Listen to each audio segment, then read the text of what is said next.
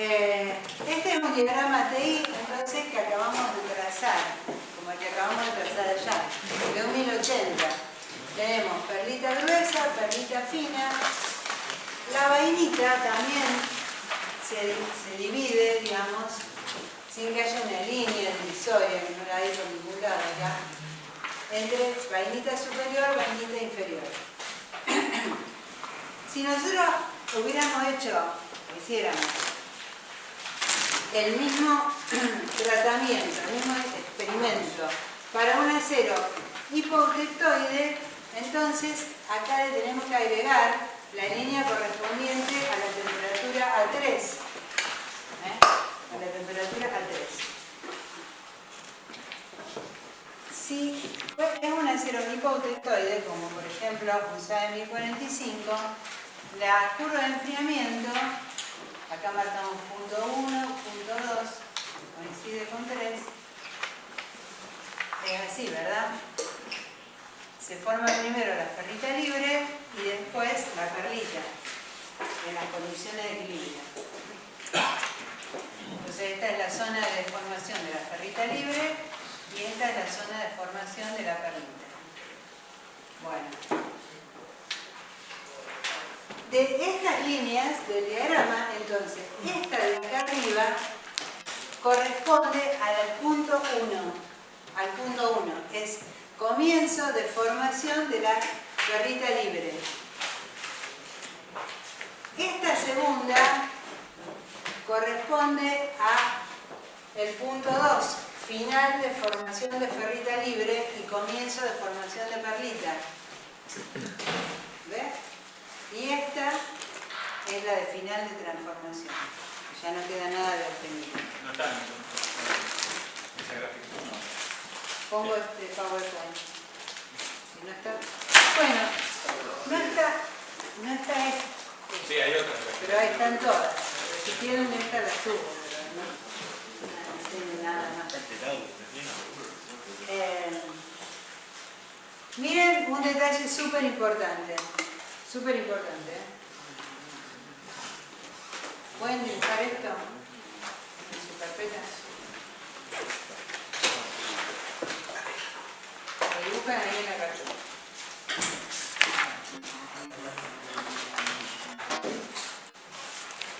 Yo lo voy a dibujar acá y vamos y hacemos un problema.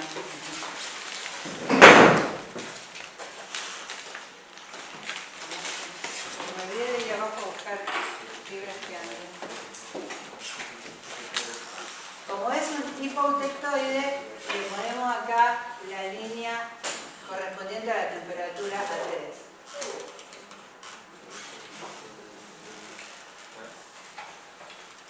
Es muy importante que ustedes presten atención a cómo vienen las curvas, porque ¿Son asintóticas, profe? exactamente, son asintóticas, porque cuando uno se acerca a la condición de equilibrio, el punto de comienzo de transformación es AC3. O AM3, pero bueno, ponele A3. Entonces, ¿a dónde tiende? A AC3. La línea de final de formación de la ferrita libre también es asintótica con A1, porque en equilibrio la ferrita libre termina de formarse a la temperatura A1 y ahí comienza la perlita. Y el final de transformación también es asintótico con A1. Bueno, tenemos esto. Entonces vamos a hacer, por ejemplo, un tratamiento a una temperatura elevada. Este tratamiento, ¿están anotando? Estaba dibujando. No. Está bueno. Está bueno. Está buenísimo.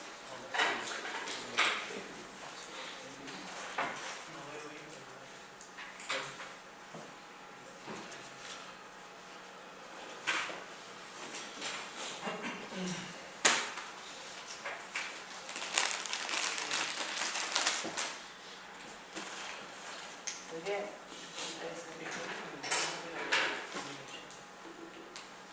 Profe, el que habíamos dibujado antes era para este es para el 45. Pero es cualquier hipotectoide. Hipotectoide.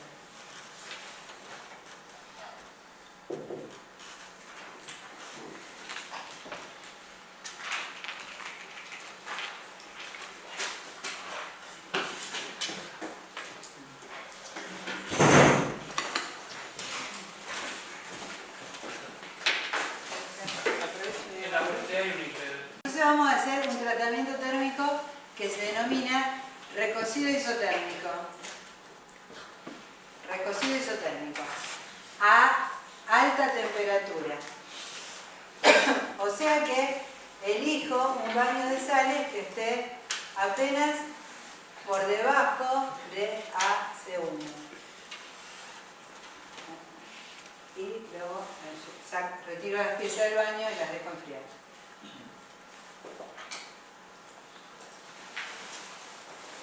Y vamos a hacer otro recocido a una temperatura un poco más baja. Suponete por ahí, 65.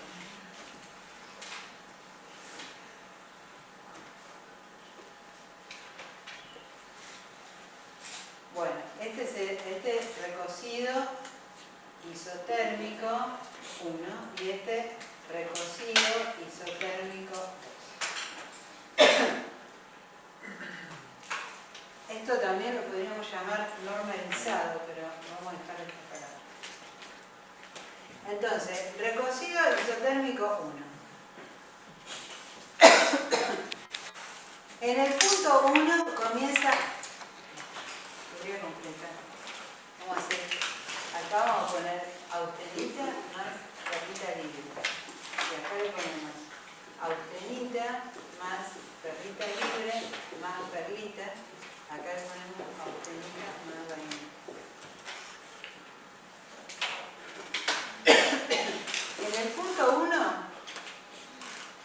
comienza a formarse la ferrita libre. Y se va formando ferrita libre hasta el punto 2. Y en el punto 2 empieza a formarse la perlita hasta que en el punto 3 ya no queda nada de austenita.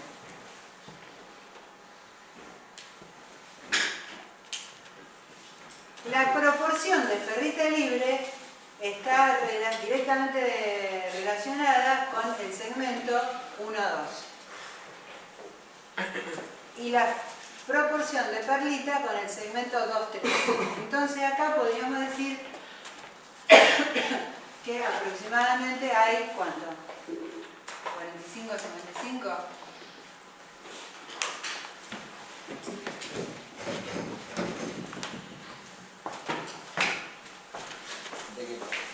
De ferrita, perlita. Este segmento 1-2 es un poco más chico que el 2-3, ¿no es cierto? Entonces, lo que vemos acá es que el porcentaje de ferrita libre es aproximadamente 45. Y el porcentaje de perlita, que es gruesa, porque estamos a alta temperatura, es aproximadamente 55. La ferrita se va a formar en el borde de grano austenítico.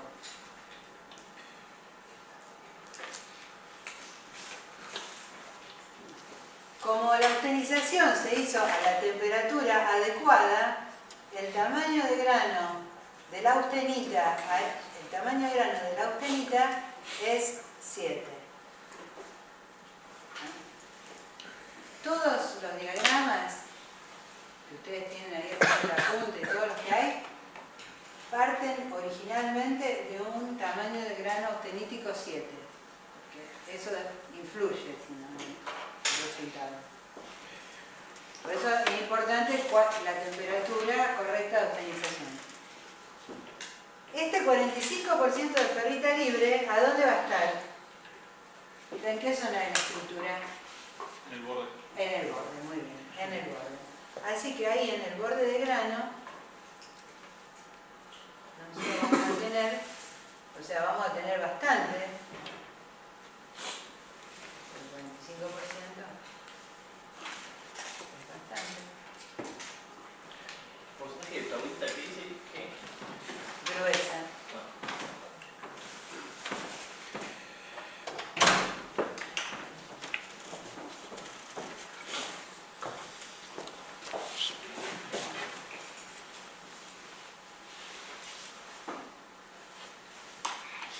Entonces, la ferrita, 45% de ferrita libre en el borde de grano. La austenita quedó en el interior del grano y se transforma en perlita.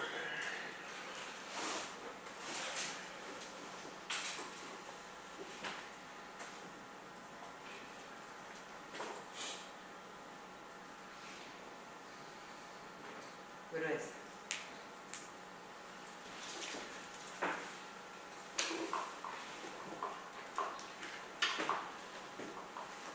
Ahora vamos al otro tratamiento. El recocido isotérmico 2 a temperatura más baja tiene punto 1 acá, punto 2 acá, punto 3 acá. Porcentaje de ferrita libre. ¿Cuánto es? Mucho mayor. ¿De ferrita libre? ¿Cuánto? 80 y pico. 90. No, este es ferrita. Sí, chiquito. Bueno. Sí. ¿Cuánto? 10. Ponele 10. Porcentaje de perlita, que en este caso va a ser una perlita fina, 90.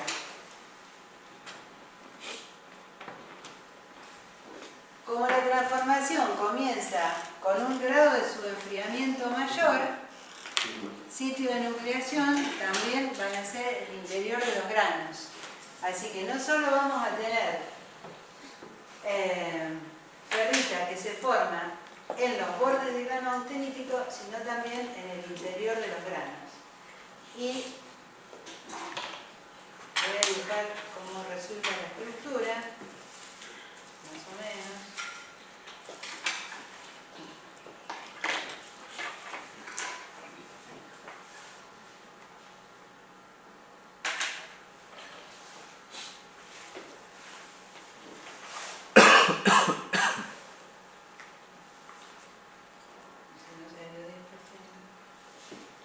Entonces, tamaño de grano más fino. La perlita, miren, la estoy dibujando más fina. Más fina. Ustedes ya miraron en el microscopio, ni se alcanza a resolver. Resolver quiere decir que uno ve las láminas en el microscopio, con un aumento determinado, convencional, para poder comparar.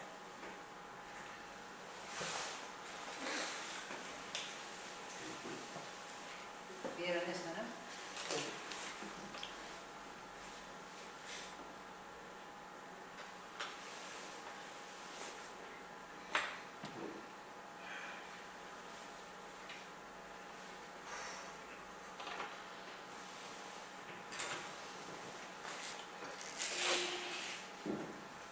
Mismo acero SAE 1045. Lo miro en el microscopio y veo 10% de ferrita libre. Lo miro en el microscopio y si quiero pensar en la composición química en base a la regla de la palanca, soné. Nada que ver. Lo miro y parece un 1070, un 1060.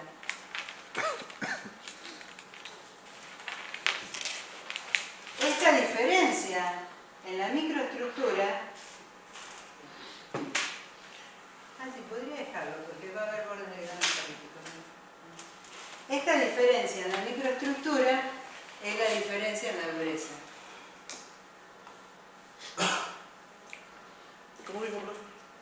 Esta diferencia en la microestructura es la diferencia en la dureza. Acá tenemos, por ejemplo, ¿cuánto dice ahí? 18, ponele H, Rockwell, C. 18, y para un caso más abajo tenemos, ponele H, Rockwell, C, 25.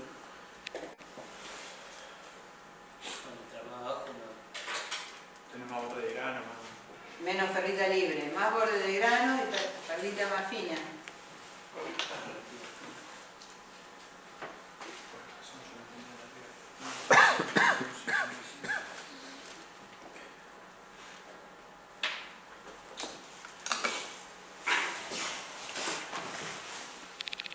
cosas interesantes para ver. La nariz está más corrida hacia la derecha cuando el porcentaje de carbono es más alto.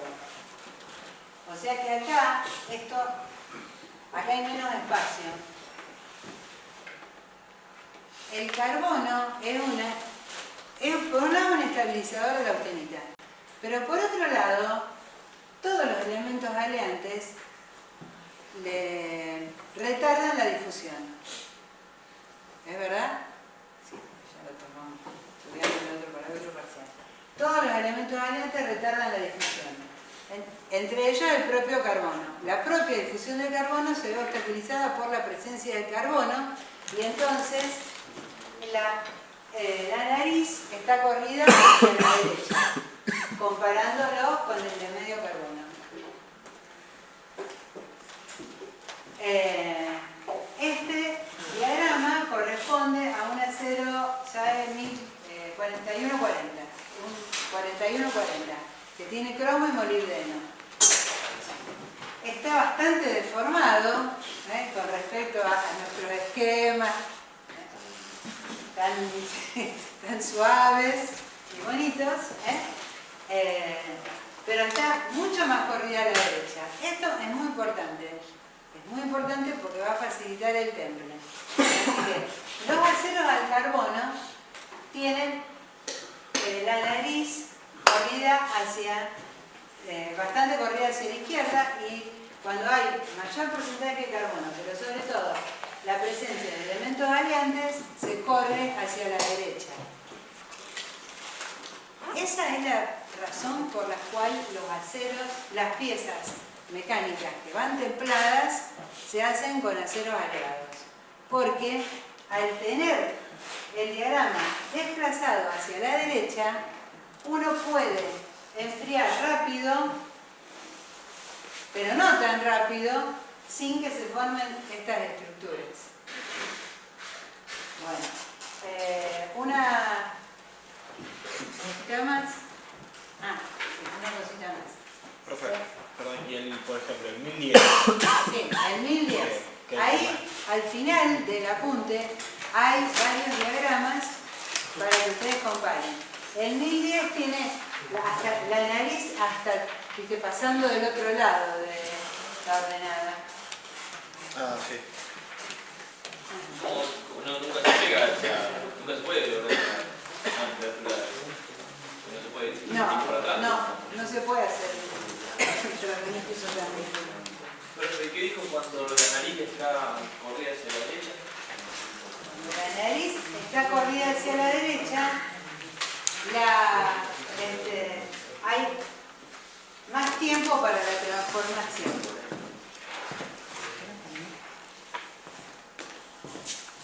No necesitas todo rápido, no puedo tener una Claro. diferencia de tiempo.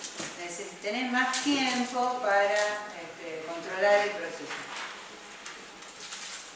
Hasta ahora todos estos que vimos son tratamientos isotérmicos.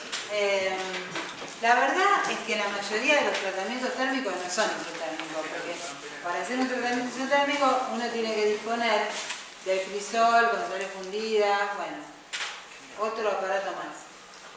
Es mucho más simple tener las piezas en el horno y sacarlas y dejarlas enfriar con velocidades que a uno le convenga. Entonces, por eso se trazaron, además de los diagramas TI, como estos, diagramas que se llaman TC, o sea, de transformación continua. Son diagramas parecidos al anterior, un poquito tirados para abajo y para la derecha. Entonces, con un enfriamiento muy lento, ¿entienden? Estas son distintas velocidades de enfriamiento. Con un enfriamiento muy lento, nosotros tendríamos este porcentaje de perlita libre y luego entramos en la zona de la perlita. Enfriando un poco más rápido, tenemos, y así vamos viendo para cada velocidad de enfriamiento, cuáles son las estructuras que se van formando. Hay una velocidad que corresponde, sería tangente a la nariz y se llama velocidad crítica. Velocidad crítica. Cualquier velocidad superior a la crítica directamente no sufre, la austenita no sufre transformación por difusión. O sea, si se enfría con una velocidad más lenta que la crítica, entramos adentro del diagrama. Cuando entramos adentro del diagrama, la austenita empieza a transformar por nucleación y crecimiento con mecanismo de difusión. Cuando se enfría con una velocidad superior a la crítica, se está impidiendo que la difusión actúe. Y eso se llama templar. Entonces, ¿vos qué haces? Enfría rápido, no pasa nada, ¿viste? No actúa la difusión, pero ¿qué hace? El cambio alotrópico del hierro está ahí acechando, digamos. Tiene que ocurrir, y cuando se alcanza una temperatura que se denomina MS, ahí comienza el cambio alotrópico, sin difusión. Y ahí se genera la martencita. Y ahí se genera la martencita. Pregunta. ¿Quién Sí. preguntó? MS quiere decir Martensite Start. En caso de que venimos con velocidades más lentas, yo ahí en el gráfico veo que pasando esa temperatura, la martencita se forma igual, pero lo interpreto así. ¿Cómo? Sí, porque vos acá, eso es lo que quería trabajarlo un poquito el lunes, pero no importa. Se forma primero ferrita libre, luego entra en la zona de vainita, este acero en particular, cada acero tiene su propio diagrama.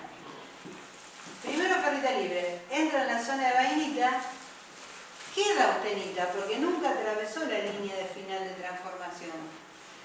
El resto de austenita que no se había transformado ni en ferrita ni en vainita, como ya la difusión no actúa más porque está a la temperatura MS, se transforma en martencita. No, o sea, la martencita se puede obtener aún así. Siempre que la austenita esté por debajo de MS, esa austenita se va a transformar en martencita. Bueno. Igual, ahí en el gráfico, ¿no aparece austenita también? Bueno, porque está está transformándose. ¿Cuál es la característica de la martencita? La martencita no depende del tiempo, porque no es un proceso difusivo. Depende de cómo va bajando la temperatura. Entonces, acá comienza. Sigue transformándose cada vez más hasta una temperatura que se llama MF, que es final de transformación. De la velocidad dependería entonces el porcentaje de martencita que existe. Sí. De la velocidad, sí, cuando son velocidades menores a la crítica. Bueno. No, superior a las críticas es siempre en total. Bueno, ahora vamos a ver que no, porque depende de la temperatura, de los valores de las temperaturas MS y MF.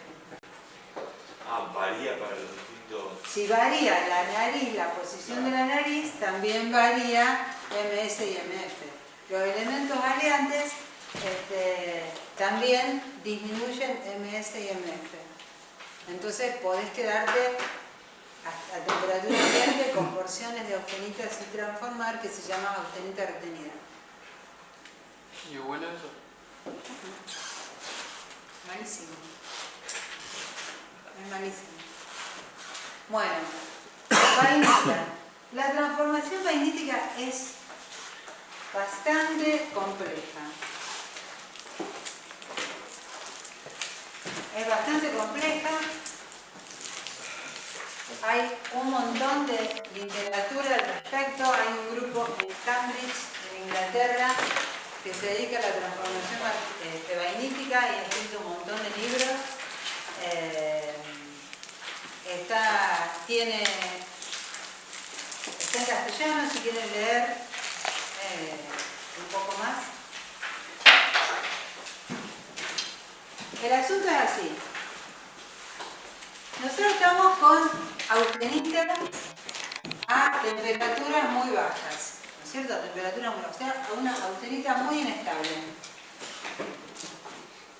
Entonces, y encima con escasa difusión. Este es un grano de austenita. Entonces, cuando se alcanza la línea de comienzo de transformación, en cantidad de sitios de nucleación que se van a activar a esa temperatura baja, zonas de pequeños defectos, comienza la transformación de la, bueno, esto lo voy a hacer más grande, la transformación alotrópica. O sea, la vainita se agarra del borde del grano, como se muestra ahí, pero en realidad nuclea en todo el interior del grano austenítico. Esa es la característica de la vainita, que la vemos adentro de los granos. Entonces, ocurre el cambio alotrópico. Es una transformación que tiene doble mecanismo. Un mecanismo de cizallamiento más un mecanismo de difusión. El mecanismo de cizallamiento significa que, ¿cómo ocurre la transformación FCC a BCC? Quiere decir que los planos atómicos del hierro se van a desplazar en una pequeña distancia, de manera de que por cada celda cristalográfica FCC se forman 2 BCC. 4 átomos, 2 átomos.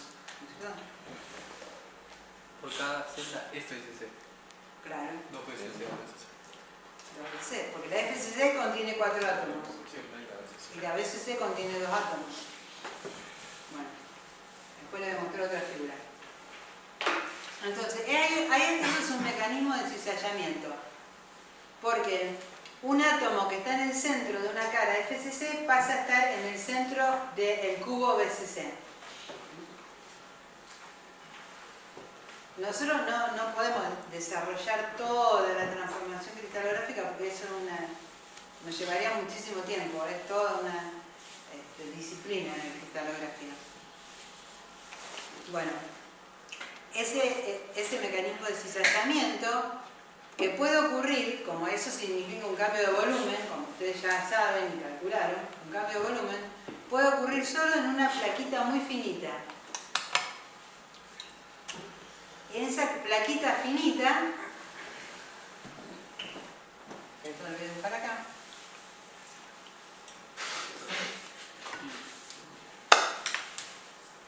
esta plaquita es donde ocurrió el cizallamiento y se transformó en una estructura BCC sobresaturada. Mecanismo de cizallamiento. Pero a esa temperatura todavía la difusión actúa lentamente, pero actúa.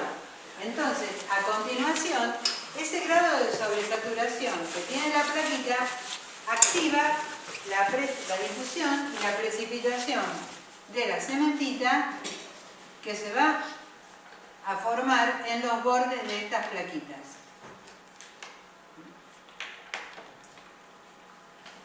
A continuación, otra plaquita, un poquito más grande, se va a formar. Antes había otra más chiquita. Y la cementita siempre va a ir precipitando en los bordes. Lo que indica esta figura, entonces, es cómo se formó toda esta estructura de forma, en este caso, de pluma,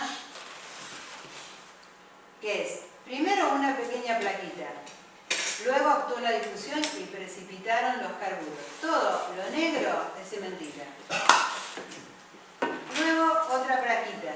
Entonces es un conjunto de plaquitas que fueron cizallando y luego difundiendo, y eso da lugar a la vainita. Eso ocurrió en cada uno de estos sitios de nucleación, ¿ven? Entonces vas a tener estas formas de plumas o agujas, depende de la temperatura, dispersas en el interior del grano. Cuando nosotros lo miramos, lo atacamos, lo pulimos y atacamos para mirar en el microscopio, todo esto se va a atacar y esto va a quedar bien negro, ¿no? Se ve bien negro en el microscopio. Pero no resuelve No, nada. para resolverlo ya necesitas aumentos más grandes que los microscopios ópticos no tienen. La vainita que se forma justo debajo de la nariz, o sea, en esta región, se llama vainita superior o plumácea y tiene este aspecto.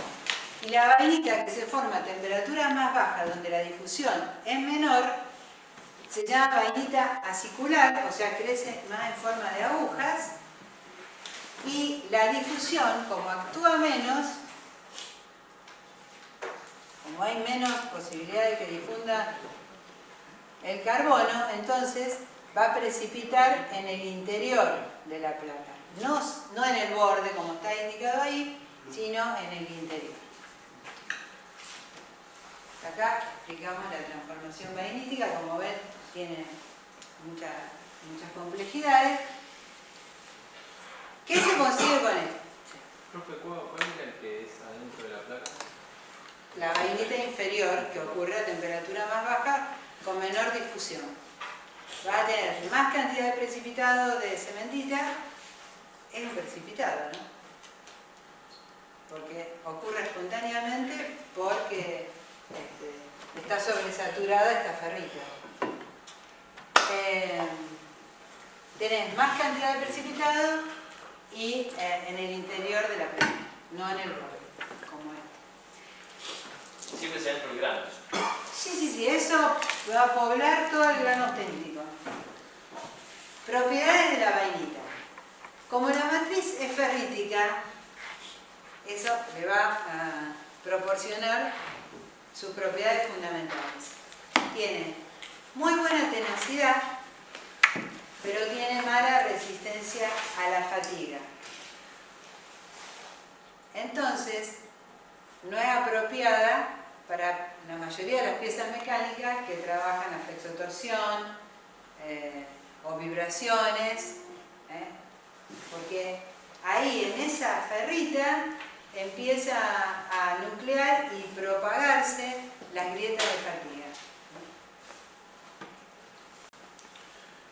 Muchas veces piezas que fallan en servicio, palieres, que de rueda, engranajes, cantidad de piezas que fallan, uno hace un estudio por dureza y la dureza está dentro de lo especificado.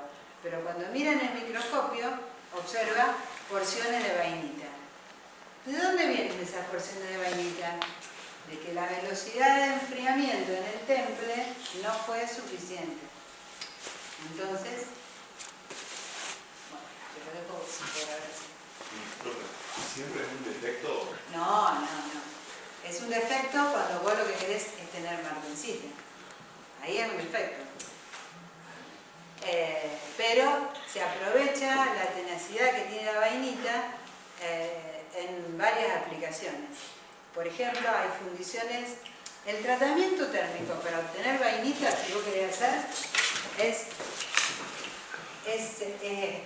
No se puede obtener vainita por enfriamiento continuo, porque si te fijaste en el diagrama, queda metido ahí por abajo.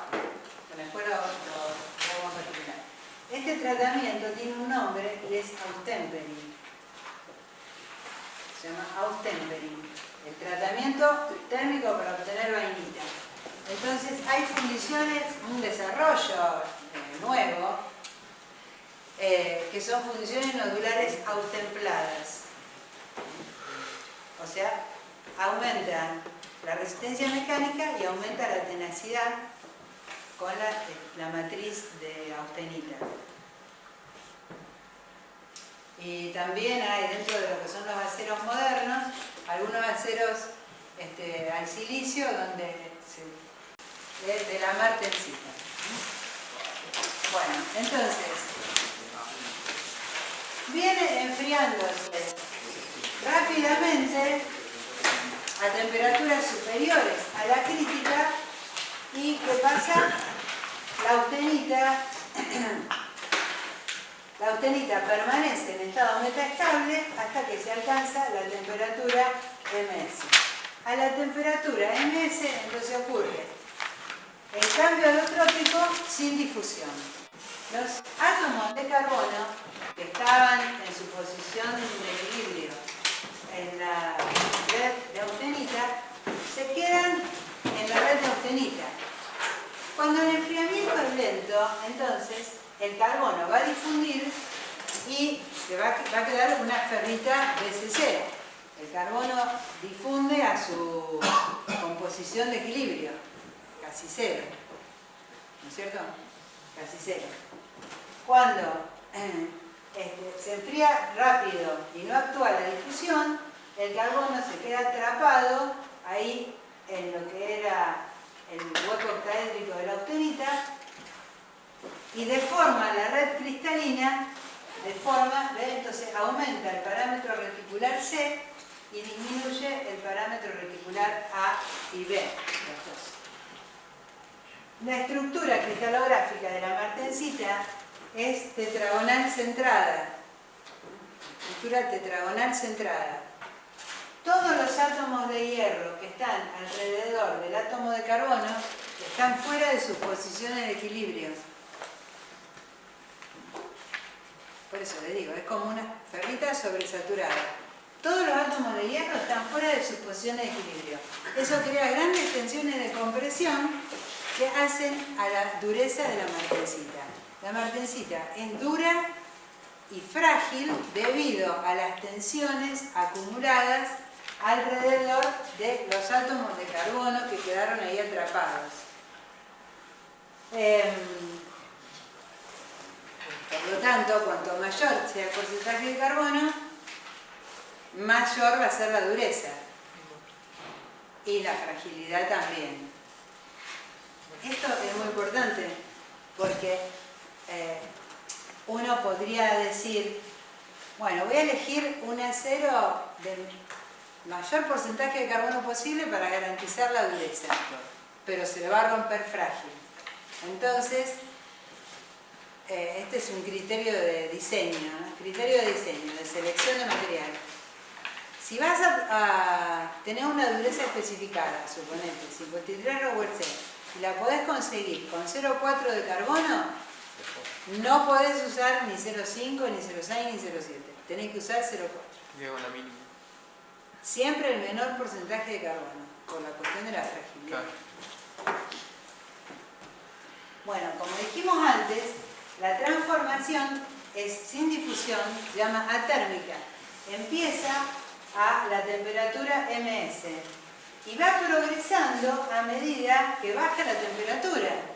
Fíjate, si nosotros llegamos a temperatura ambiente y no se alcanzó la temperatura ms, por más que pase el tiempo, esa austenita no se va a transformar en martensita, porque la difusión no actúa.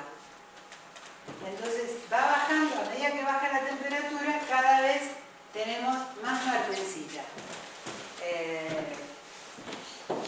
¿Cómo es la martensita? La martensita tiene, claro, primero que tiene un volumen mayor que la austenita original, ¿no es cierto?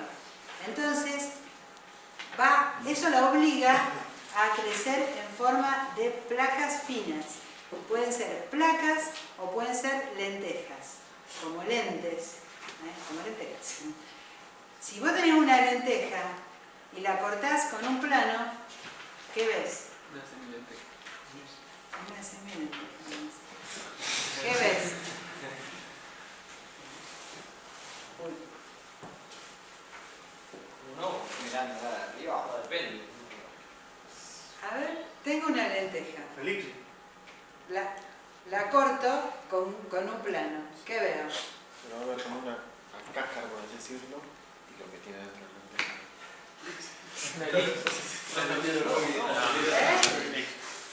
Claro. Vos tenés una en millones de planos posibles, de infinitos planos, de un solo plano que haga que esto se vea como un círculo. ¿Entendés? La mayoría, digamos, todos los planos lo van a cortar a esto y lo vas a ver como una aguja. Entonces, se forma así, como agujas. Cortá una lenteja y verás una aguja. Bueno, esto que voy a dibujar acá vale para todo el grano. Nuclea, por supuesto, en el interior del grano, en cualquier lugar, porque estamos tan por debajo de la temperatura de equilibrio que los sitios de nucleación son cualquier zona dentro del grano. Y va, a medida que va bajando la temperatura, va ocupando, ve así, más espacios, hasta desaparecer la austenita. Si queda austenita retenida, se ve exactamente así en el microscopio. Se ven agujas negras y con intersticios blancos. Esos... La austenita no se transforma en No, necesita difusión a alta temperatura para eso. Pero una vez que ¿Qué? una vez que tiene así la mantencita, Sí. se ve lo que queda austenita. Si queda austenita, se ve en forma de blanca. No se transforma en carrita. No se transforma porque no ayuda a la difusión. No, esta no se transforma. ¿Cómo se llama esa austenita? Retenida. Ni siquiera a temperatura ambiente. A temperatura ambiente no actúa la difusión.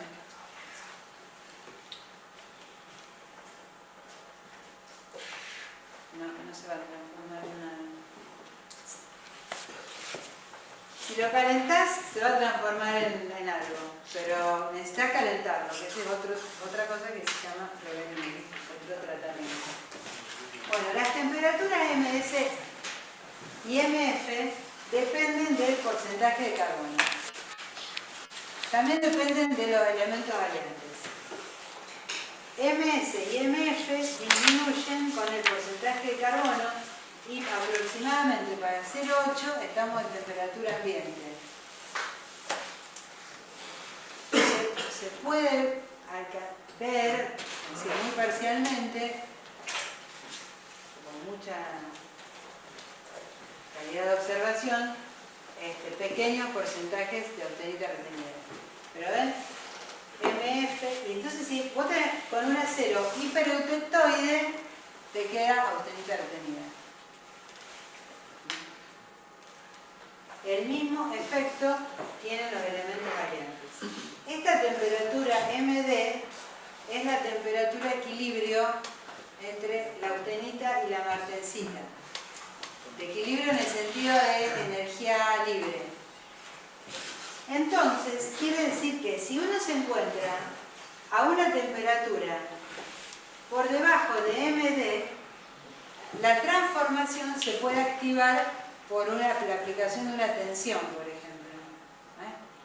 Ese es el principio de todos los aceros modernos que se llaman TRIP, porque también están unos que se llaman TWIP, pero que ahí ocurre más claro. Que a temperatura ambiente está por debajo de la temperatura MD, pero todavía no hubo transformación martensítica. Esos aceros, por ejemplo, se usan para los autos de carrera, de Fórmula 1 o los autos de alta gama, en las estructuras de los coches, y entonces cuando si chocan, sometidos a un impacto, esa tensión externa que se aplica activa la transformación martensítica en lugar de que haya ductilidad y que se deformen. Desechar. Porque si no te queda fragilizada la estructura, ¿no? ¿Tú sirve una sola vez? Claro. Bueno, pero salvó la vida de... Ah, no, sí, eso sí. Pero- Sí, eso es verdad. Es verdad lo que decís. De todas maneras, son aceros de bajo por ciento de carbono que tienen buena ductilidad para fabricar todas las chapas de la estructura y tienen buena soldabilidad. Si a temperatura ambiente en el microscopio vemos a austenita sola, completamente sola, Sí. ya se tiene que eliminar todo ese rango de porcentaje de carbono porque no es posible. O sea, en el microscopio no vemos martensita, vemos solamente austenita. Sí, si vos ves austenita en el microscopio, sí. ¿Vos qué pensarías? Que no puede estar comprendido, que el material no puede estar comprendido en ese rango de carbono, si fuera solamente carbono. Bueno, Y que esa, sea mayor a Pero un 0,8. acero bajo Claro. carbono templado. O del mayor. O sea, que está comprendido en un rango que no va a ser... o sea, Cero, todo tres. eso está muy bien.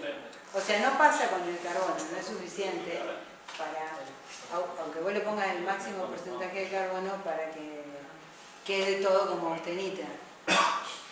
Pero todos los aceros austeníticos están aliados con níquel o con manganeso y nitrógeno para que son muy estabilizadores de la austenita, como ya sabemos, y entonces estas temperaturas están por debajo de temperatura ambiente y son austeníticos a temperatura ambiente.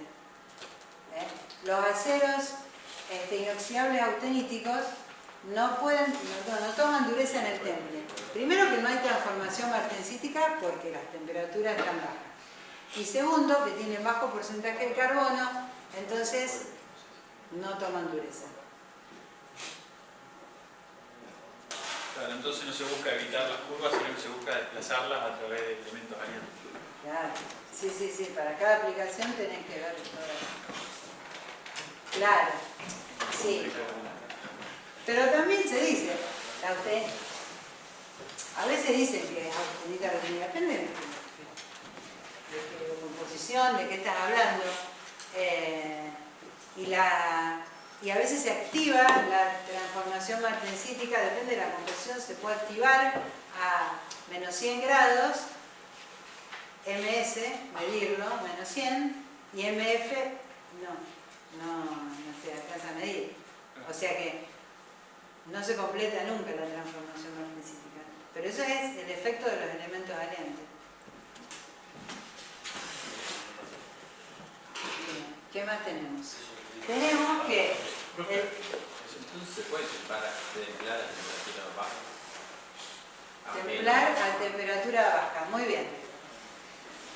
Claro, me quedó 10% de austenita retenida. ¿Por qué? Porque es un acero, ponele... Te voy a dar un caso concreto. Uno, por ejemplo, puede usar un acero 8620 para fabricar engranajes. Entonces, fabricas un engranaje, fabrica el engranaje y después, para darle resistencia al desgaste y a la fatiga, lo tiene que cementar. Es decir, colocar en un medio rico en carbono, gaseoso, sólido, líquido, como sea, y ese carbono va a difundir hasta una profundidad de capa que se va a calcular, depende del nivel de esfuerzos. Un engranaje de primera, que hace mucha fuerza, necesita una profundidad de capa mayor. Un engranaje de quinta, que trabaja con velocidad solamente, más que nada, entonces la profundidad de capa es menor, deseable. Entonces, acá, cuando uno hace una cementación, quiere obtener un acero de 0,8% de carbono. Justamente para evitar austenita retenida, o cementita, o algunas cosas así. Siempre se cementa y luego se templa. Va cementado, templado, más otra cosa que vemos después, que es el revenido. Dijimos que era un SAE 8620, cromo, níquel y molibdeno. Entonces, entre la presencia de estos elementos variantes y alguna falla en el proceso, acá se puede formar, en la parte exterior de la capa, puede quedar austenita retenida. O sea, caso concreto, real, tenemos un montón de probetas para mostrarlo. ¿Qué se puede hacer? Hacer un tratamiento sub-cero. O sea, bajar la temperatura hasta MF. ¿Eso cómo se hace? Bueno, en los talleres de tratamientos térmicos se tiene un freezer y en lugar de circular el gas normal de los freezers, se hace circular nitrógeno. O podría agarrar un balde con nitrógeno y sumergir las piezas ahí. Pero eso es muy caro porque el nitrógeno se te va a evaporar y nada, pasa nada. Porque acá no importa la velocidad con la que vamos a enfriar. Como no actúa la difusión, no importa la velocidad. Importa llegar a baja temperatura, llegar a MS, a MF. Entonces es un freezer por el que circula nitrógeno, te queda un ambiente de menos, no sé cuánto, menos 100, 170, hasta por ahí. Terminó el temple, se sacan las piezas y se colocan ahí adentro. Hay que dejarlo, no dejar que pase mucho tiempo, no más de 2 horas entre el temple y el subsuelo. Y entonces ahí se elimina la austenita retenida. ¿Por qué se elimina? Porque se alcanzó MF. ¿Y siempre se hace el sub-cero después del temple? No, porque hay que hacerlo bien para que no quede austenita retenida. Y eso si queda después, por ejemplo, los restaurantes que tienen funcionamiento, se Sí. podrían saltar esas partes que tienen la austenita. Bueno, ¿cuál es el problema de la austenita retenida? Que la austenita es blanda. Entonces, se puede desgastarse, ¿viste? El engranaje. Trabaja desgaste, trabaja fatiga, trabaja impacto. Todo eso. Entonces, se puede saltar, podría, pero puede seguro desgastarse o fallar por fatiga. O sea que es súper negativa la austenita retenida. Luego de hacer todos estos tratamientos, se le hace un mecanizado, un rectificado en los engranajes, porque bueno, tienen que tener la superficie con muy buena terminación superficial porque justamente trabajan al desgaste. Y en ese rectificado, si queda austenita retenida, se puede fisurar. Sometido al esfuerzo del mecanizado, las tensiones internas entre las dos fases hacen que se fisure. Tengo experiencia porque yo trabajé en tratamientos térmicos, en talleres de tratamientos térmicos industriales, y los clientes que no tenían cómo saber que había austenita retenida, porque no tenían laboratorio para verla, venían con que las piezas se fisuraban en el rectificador. O sea que es un defecto que salta. Transformación, vamos con esto. Como dijimos recién, cuanto mayor es el porcentaje de carbono, mayor es la distorsión en la red cristalina y entonces aumenta la tetragonalidad de la red. Aumenta el parámetro C y disminuyen A y B. Por eso se dice que aceros del 0,3% del carbono no son templables. En realidad son templables porque vos podés enfriar rápido, ¿no? Pero no toman dureza. Eso es lo que pasa. Los aceros del bajo por ciento de carbono no toman dureza. Vos podés enfriarlo rápido y de hecho tan rápido como para que haya transformación martensítica. O sea, un proceso de transformación sin difusión. De cambio alotrópico sin difusión. Pero no va a haber la distorsión suficiente en la red cristalina como para que tome dureza. Entonces, ¿Cuánto más dureza? Cuanto más carbono hay, cuanto más carbono hay, más se agranda toda la... claro. Entonces, por mayor distorsión. porque hay mayor, distorsión en los átomos de hierro alrededor de cada átomo de carbono. Entonces, los aceros para temple son los aceros que tienen medio porcentaje de carbono. Y voy a decir un par de cositas más y después profundizo. La principal causa de la dureza de la martensita entonces es eso, es la distorsión de la red cristalina. Pero además hay otros dos factores. Que el hecho de que las agujas son tan finitas, que tienen mucho borde de grano y también eso aumenta el límite elástico. Y luego hay tensiones debido al cambio de volumen entre la austenita y la martensita. Si la lenteja esa estuviera aislada, aumentaría 3-4% su volumen. Pero como está dentro de la martensita, esa martensita no la deja que se expanda. Entonces va a haber tensiones entre la martensita que quiere adoptar su propio volumen y la austenita circundante. Esas son tensiones debido al cambio de volumen. Entonces son 3 factores, pero todos dependen del porcentaje de carbono. Podemos ver la dureza de la martensita comparada con la de la perlita en función del porcentaje de carbono. Entonces vemos que la dureza aumenta y después sigue aumentando, pero mucho más lentamente. Pero es asintótica a 65 veces, un valor súper elevado. ¿Por qué hay asintóticamente? ¿Qué? ¿Por qué hay asintóticamente sobre el suelo? Bueno, porque ya ahí se alcanzó la distorsión en la red máxima, claro, que puede soportar la red. Si uno hiciera ensayo de dureza Vickers, que varía muy poquito, notaría que sigue aumentando, pero el valor entre Rockwell C no. Pero estos valores son muy altos de dureza. Entonces, y es muy frágil el acero. Por lo tanto, siempre después de un temple hay que hacer un tratamiento para disminuir la fragilidad. Ese tratamiento se llama revenido y necesariamente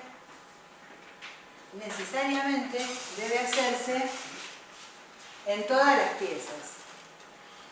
O sea, ¿vieron como French y Beruti? Que siempre van juntos. Bueno, temple y revenido. Yo pensé que no estaba personas. Temple y revenido. El revenido consiste en calentar el acero hasta una temperatura por debajo de la temperatura de tenización.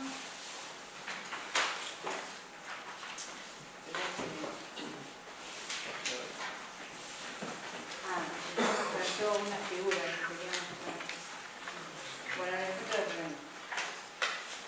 se eleva la temperatura a una región más o menos por acá. Puede estar entre 200 y 600 grados la temperatura de revenido. Y no sé por qué no encuentro más gráfico. Pero acá lo debemos poner. Voy a decir cuál es la figura.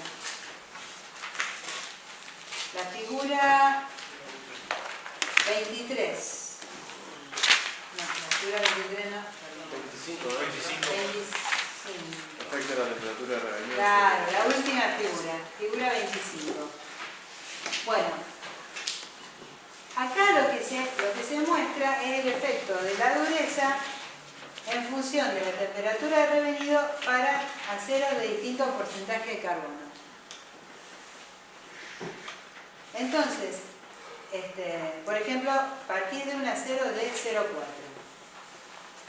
Cuando se aumenta la temperatura, ponele que está entre 100 y 200 grados, lo primero que ocurre es que los átomos de carbono que están ahí en ese en esa posición súper incómoda, se desplazan dentro de la propia red cristalina, de la propia celda, y disminuye el grado de tetragonalidad.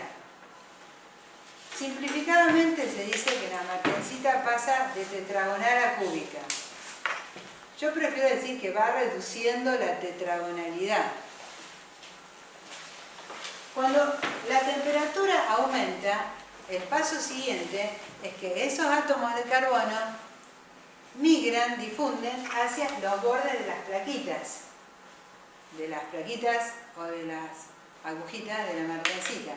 Y ahí en los bordes se forma un carburo que no es la cementita todavía, se llama carburo épsilon, tiene una composición diferente, carbono, hierro 2,3. Carburo épsilon se llama. Digamos que precipita en el borde. Precipita en el borde. Si sigue aumentando la temperatura, se transforma en cementita. Entonces, se va reduciendo, al disminuir el porcentaje de carbono en la martensita, se disminuyen las tensiones internas, disminuye la fragilidad y aumenta la tenacidad del acero. El revenido se hace para combinar las dos propiedades que más se requieren juntas en piezas mecánicas, que son resistencia a la fatiga y tenacidad. Uno nunca puede decir cuál es la mejor estructura si no dice para qué aplicación, ¿no es cierto? Pero para piezas mecánicas podríamos generalizar y decir que un temple seguido de un revenido a alta temperatura logra combinar dureza, resistencia a la fatiga y tenacidad, y da las mejores propiedades. La dureza del temple igual disminuye. Disminuye, claro. La dureza del temple disminuye. Entonces, cuando uno hace el diseño, ¿qué quiere decir? Diseño quiere decir, elijo el acero con el tratamiento térmico. Porque todas las piezas que trabajan a fatiga o a desgaste tienen que tener estructura martensítica, o sea que deben ser templadas. Entonces uno elige todo el paquete. Tiene que pensar que con el revenido la dureza va a bajar, ponele 3 o 4 puntos. O sea que tiene que elegir un acero que de temple tenga una dureza mayor para después poder hacer el revenido. Todo esto que estoy contándoles ahora lo vemos en materiales 3, donde se ven los tratamientos térmicos. Templabilidad significa, ¿qué significa templabilidad? Significa la capacidad que tiene el acero de tomar dureza y que esa dureza penetre hacia el interior de las piezas. Voy a hacer acá un diagrama TTT, un diagrama TC, digamos. Voy a valer, como es TC, lo voy a hacer más o menos así. MS. ¿Qué sería? Que la dureza no sea solo superficial. Ahí te explico. Tenemos un eje, de sección circular. Si es de sección circular no va a salir. De sección circular. Entonces este eje se enfría se saca del horno y se enfría rápidamente. Ahora podemos decir en agua. Después vamos a eliminar el agua. Si se enfría en agua, toda esta capa exterior, que le voy a llamar 1, que está en contacto con el agua, se enfría muy rápidamente, porque el agua tiene una capacidad de extracción de calor muy grande. Eso se denomina severidad. La severidad, se llama severidad de temple. La severidad del agua es muy grande, enfría muy rápidamente. Entonces, esta parte de la pieza que está en contacto con el agua se va a enfriar, otro color, se va a enfriar con una velocidad superior a la crítica. Bien. Con una velocidad superior a la crítica. Ahora, ¿con qué velocidad se va a enfriar un punto 2 o un punto 3 que estaría este en el centro y este ahí en la mitad del radio? Se va a enfriar más lentamente, porque el calor en el interior del acero se va a transmitir por conductividad. Y la conductividad es la conductividad. Cuanto más grande sea la sección de la pieza, más lentamente se va a enfriar el centro. ¿Estamos todos de acuerdo en eso, no? Sí. Entonces, si esta es la velocidad de enfriamiento de la parte 1, esta podrá ser la de la parte 2 y esta podrá ser la de la parte 3. Entonces, hay una capa exterior a donde se forma martensita. Pero hacia el interior se forman porciones de otra estructura, porque pasó por acá, actuó la difusión. Ahora, voy a hacer un poquito distinto. Quiero que me quede acá la nariz. Acá, por ejemplo, cuando estamos en esta zona, se forma la trostita. La trostita se denomina intermedio del temple. Este es el diámetro de la pieza. Acá está el centro de la pieza y estos son los bordes. Entonces voy a tener que en la superficie una dureza elevada, suponete 50 Revuelsen, en la superficie, y en el interior, ya por ejemplo en el punto 2, ¿qué se formó? Trostita, vainita y una porción de martensita. Entonces la dureza va a ser menor en el punto 2. Y en el centro, menor todavía.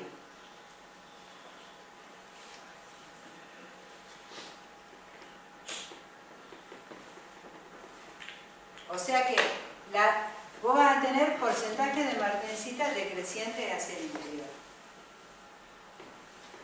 Ahora voy a ir a... Este era un acero al carbono. Ahora voy a representar la curva de comienzo de transformación para un acero aliado de fabricaciones mecánicas. Suponete que este es un 4340. Hago simplemente esto. Como tiene elementos aliantes, el diagrama se corre hacia la derecha porque la difusión no actúa. O sea, la difusión está retardada por la presencia de estos elementos. Entonces ahora nosotros vamos a tener en la superficie 100% de martensita, el mismo valor de dureza que teníamos antes. En el punto 2 también. Y en el centro vamos a tener una pequeña porción de estructura de transformación intermedia. Entonces el valor de la dureza, miren qué interesante, ¿no?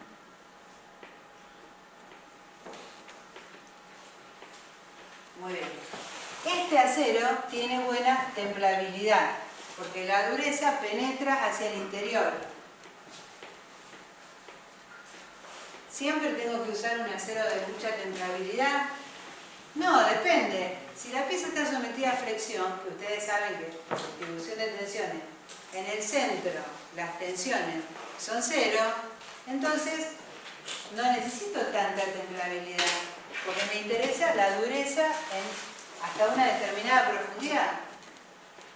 Si hay tensiones de tracción, necesito dureza en el núcleo y voy a necesitar más penetración de la dureza. La pieza mecánica, en los planos se especifica la dureza que se necesita en distintos puntos. Y eso es lo que va a servir para seleccionar el material. Muy bien. Ahora voy a la otra cuestión súper importante. Este es un eje y le vamos a poner ahora acá un chavetero.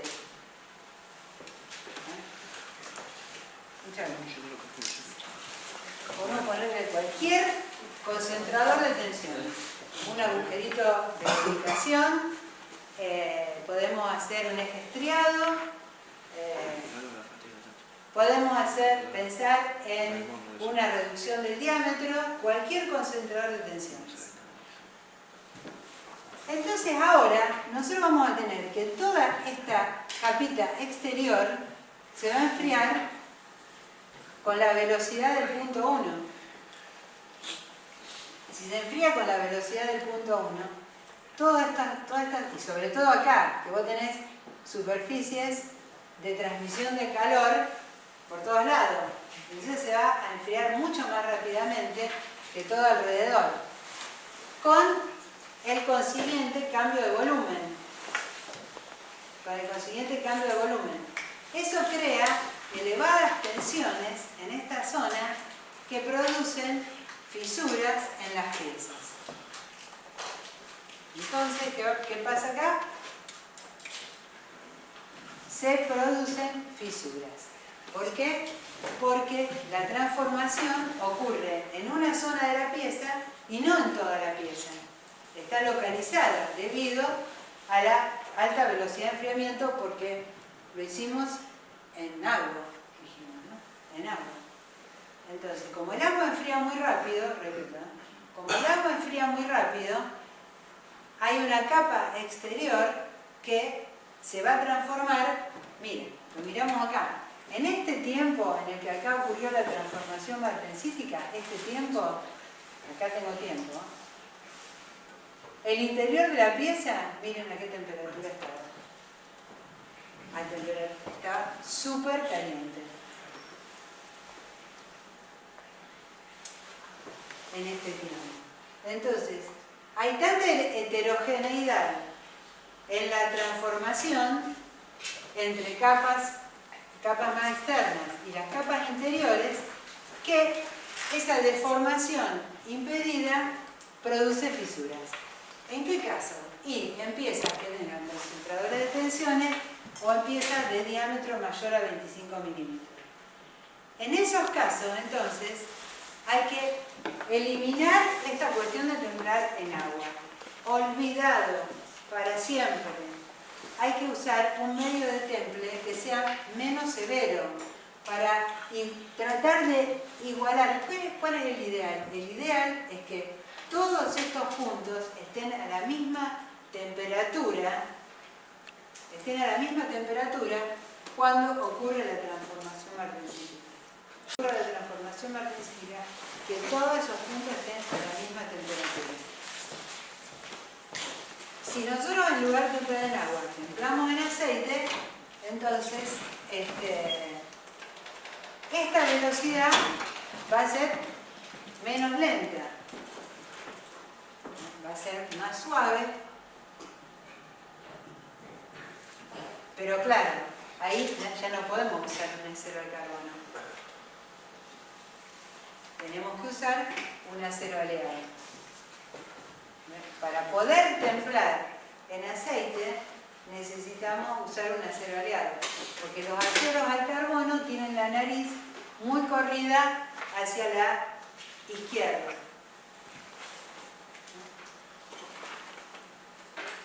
Bueno, esto sería el punto 1 en aceite.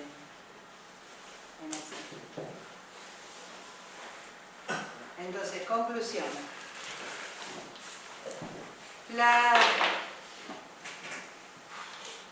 transformación martensítica implica fuertes tensiones en el momento en el que ocurre esa transformación.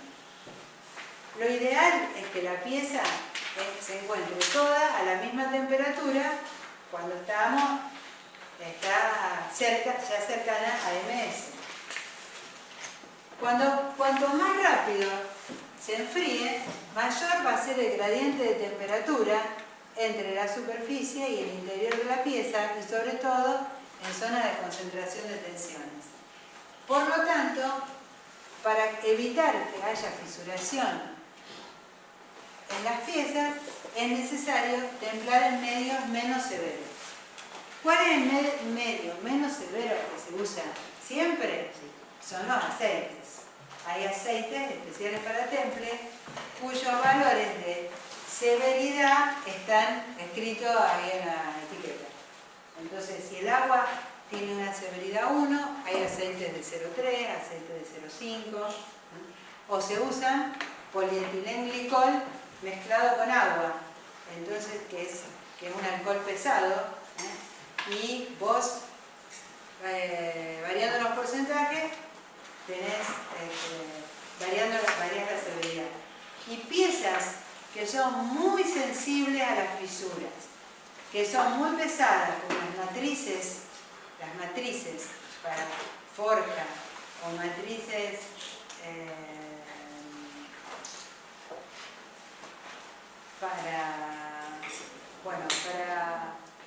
para deformar, para cualquier otro tipo de conformado, se deben sí o sí templar al aire. Piezas de secciones muy grandes, con muchos, por ejemplo una matriz que tiene su forma súper precisa, que encima tiene agujeros para que se monte la matriz superior sobre la inferior, un montón de requisitos dimensionales súper exactos, entonces debe ser templada en aire.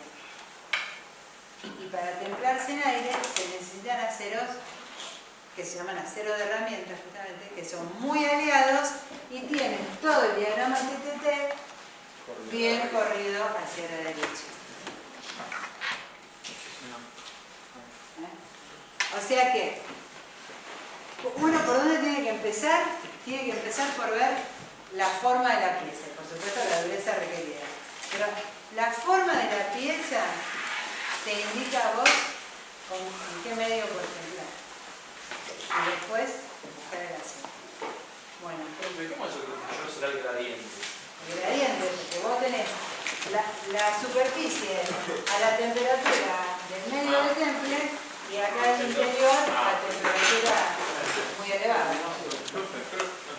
Sí. En la transformación hoy dice que la dureza dependía de tres cosas: de la dispersión de la pared y Bueno, del porcentaje de carbono, de que la margencita es muy finita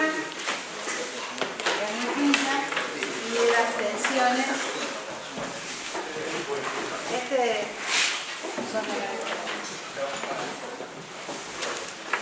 Miren, y de las tensiones entre la austenita y la margencita.